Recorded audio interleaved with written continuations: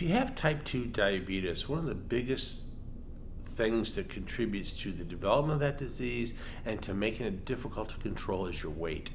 You really want to think about weight. So many people with type 2 have a little bit more weight than they really need to be carrying around with them. Now, there's lots of ways to tell you to lose weight, and there's lots of techniques that people advocate, and I know we all struggle with that because weight loss, if it was easy, everybody would do it, nobody would be overweight, but we all are. In fact, as a country, we're increasingly becoming more and more overweight. There are a few things I would pass on to you to think about. For example, when I go out to a nice restaurant, I ask the waiter almost immediately, would you divide my meal and put half of it into the doggy bag so I could take it home? This way I portion control, and I'm still eating the same fine food, the same good preparation, I'm still in the same fine setting, but now I have lunch as well. So I've doubled up the value for the dollar and I portion control it because it's really easy sometimes to go out and say, well, okay, I'm at the nice restaurant, I'm just going to eat everything on my plate, and you've suddenly down 4,000 or 5,000 calories, which is just going to make it that much harder to control your weight. So I like that technique a lot, just sort of taking care of it before it gets to me. That way I don't have to really worry too much about it. I'm not going to unwrap the doggy bag and suddenly put it back on my plate and eat it. It's going to make it home. So usually it's my next day's lunch. I'm pretty happy about that decision because I get 2 good meals for the price of 1. Another thing I like to tell people with type 2 is that exercise is your other bestest friend. You really need to think about physical activity. And we live in a society where it has become so difficult to do just normal things that would increase our daily activity levels. We drive through the bank, we take the escalator, we have garage doors that go up. The other day, my son, who was 17, and I were driving in the car, and our garage door was broken.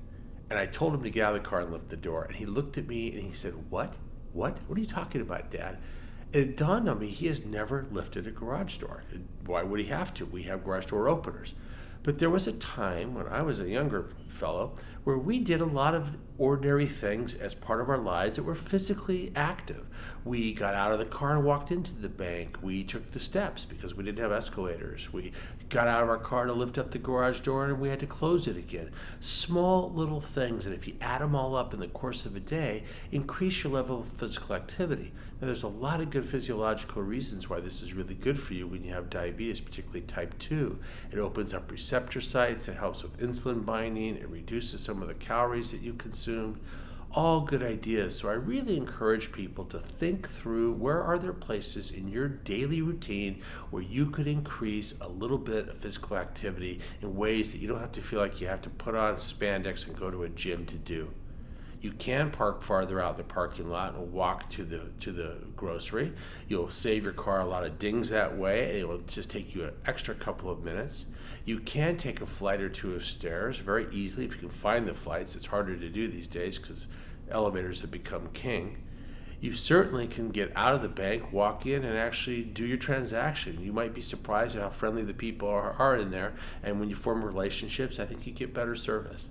So I think there's a lot of things that if we think about it just a little bit, we could increase our level of physical activity and get a much better response to our glucose metabolism and improve our diabetes state, which is mild levels of physical activity. We also know that research shows for those of us that have high risk for diabetes that modest weight loss, approximately 5 to 7% of your body weight, can reduce your risk for developing type 2 diabetes by as much as 60%. That's a lot. It's a tremendous advantage. And we're not talking huge amounts of weight where you have to get back to your prom dress size and all that kind of stuff. We're talking about losing enough weight. In the average person, we're talking 10 to 15 pounds over a sensible amount of time that has a huge impact on your risk for developing diabetes and improves many other things like your blood pressure, like your glucose levels. So, really we need to think through it as a society, as a culture, how much we eat, the ways that we eat, the ways that we do and don't do physical activity, and try to improve ourselves a little bit. It's going to make a big difference.